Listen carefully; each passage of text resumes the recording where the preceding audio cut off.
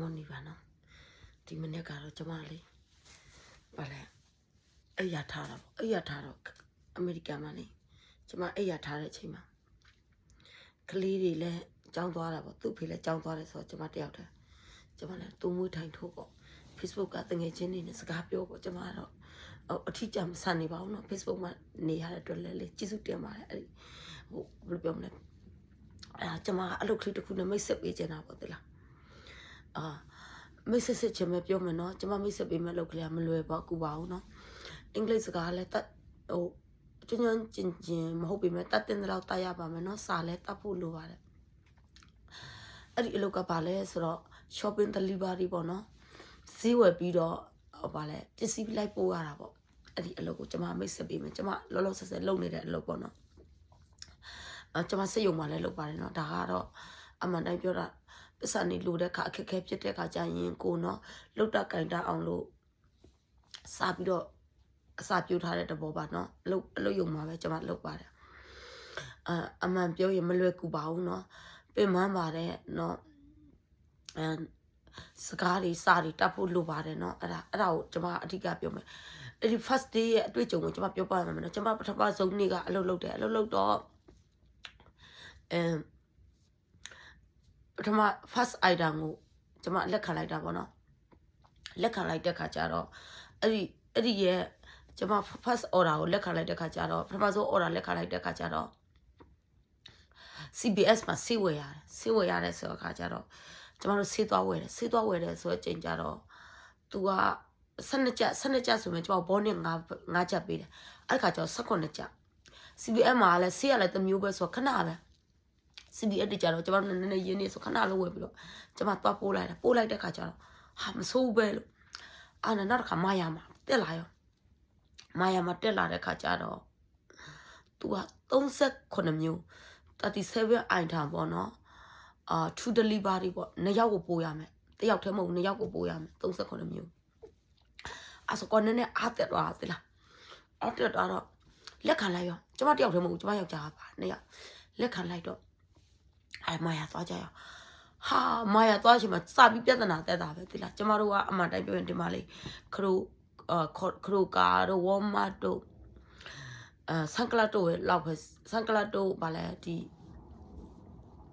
ကော့စကိုတို့လောက်ပဲဈေးဝယ်များတာပေါ့အဲ့ဒီမာယာကြောင့်ကျမနဲ့နည်းနည်းစိမ့်နေမာယာမှာလေတခါတဲ့ဟိုအိုင်ဒါနှမျိုးဆိုကျမယောက်ျားလည်းလိုက်ရှာကျမလည်းလိုက်ရှာပေါ့လိုက်ရှာတာလေလူကလေမောပြီးတော့လေ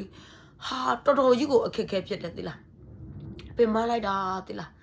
4 နာရီရှာတယ်လက်မယားနှစ်ယောက်အဲ့38မျိုးတချို့ဟာတွေကမရှိတော့ဘူးအိုက်ထာတွေကလေမရှိတော့ဘူးဆိုတော့ first time ဆိုတော့အဲ့ဒီမရှိတော့တဲ့အိုက်ထာတွေကလည်းမရှိတော့ဘူးပြောရတာပေါ့စာရိုက်ပေးရတာပေါ့ဒီဟာတွေကုန်သွားပြီဆိုအကြောင်းတချို့တလေစားတော့လဲစင်မလာပေါ့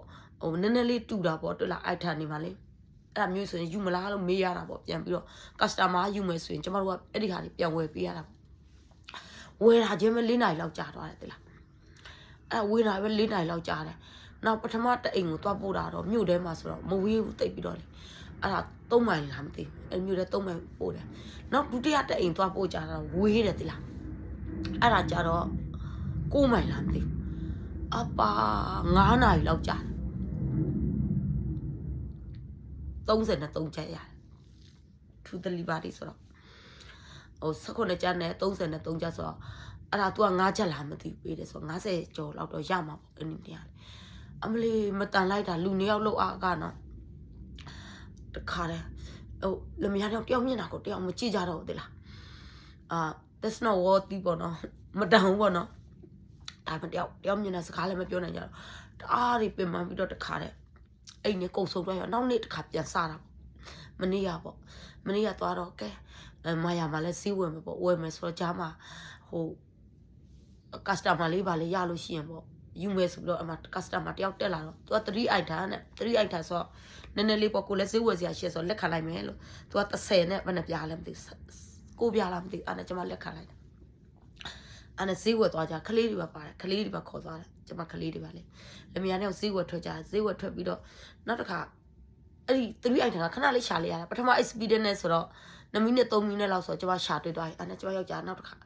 item တစ်မျိုးသူယူလိုက်မယ်တဲ့အရန်မြန်တယ်ဆိုတော့ အားနဲ့သူက16ပေါ့နော်ပစ္စည်း16မျိုး16 item ပေါ့ one delivery ဆိုပြီးတော့အဲ့တခုယူလိုက်ပြန်ရောယူလိုက်ပြန်တော့ကျမတို့လိုက်ရှာတာပေါ့နော်ခလေးတွေပဲထိရမလား item ပဲကျမခလေးတွေကလည်းလေပြောဘလောက်ဆော့လဲဆိုတော့တိတဲ့တိုင်းပဲတိလားဟိုအဲ့ဒီမာယာထဲမှာလေ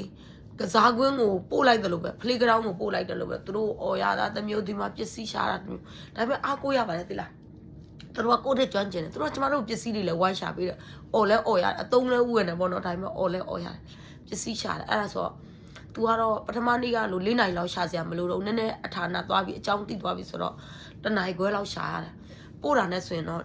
2 delivery ဆိုတော့2နိုင်ကြာတယ်အဲ့ဒီ1 delivery ကတော့ easy to ပို့လိုက်ရတာပေါ့နော်အိမ်ကိုလေသူတို့လည်းစောင့်နေရတာနည်းနည်းကြာတယ်ကိုကတော့ sorry ပြောလိုက်တာပေါ့ကလေးတွေလည်းပါတယ်ဆိုတော့နောက်တစ်ခုလေးယူလိုက်တာနောက်တစ်အိမ်ကြတော့လေရုံးဖုန်းနံပါတ်ပေးထားတာအိမ်လိုက်ရှာတာကြာပြန်ရောဒါပေမဲ့ပထမနေ့ကလောက်တော့မကြာတော့ဘူးပေါ့အဲ့ဒီနေ့ကြတော့ကျမတို့ကအဲ့ဒီ2 ပေါ့2 delivery ပေါ့အဲ့ဒါဆိုတော့တယောက်ကတော့19ကျပ်20ပေါ့20ကျမက30ဆို30ကျော်ရတာပေါ့ကျမတို့မနေ့ကတော့30ကျော်ရပြီးတော့ပြန်လာပြီးတော့နားကြပါတယ်လို့ဒါပေမဲ့ဒီအလုပ်ကလေးနဲ့ပတ်သက်ပြီးတော့စိတ်ဝင်စားရင်တော့ပြောပါနော်အလုပ်တင်မြန်မာပြည်သားတွေလောက်ကြတယ်နော်ဟိုဘယ်လိုပြောမလဲ share လုပ်ပေးတဲ့လူတွေလည်းရှိပါတယ်မလုပ်ပေးတဲ့လူတွေကများတာပေါ့နော်အပြစ်ပြောတာမဟုတ်ပါဘူးနော်ကျမကတော့ကျမသိတာလေးတတ်တာလို့ share လုပ်ပေးတာပါနော်တူတယောက်တွေအကျိုးရှိပါစေဆိုပြီးတော့စိတ်ဝင်စားရင်တော့ပြောပါ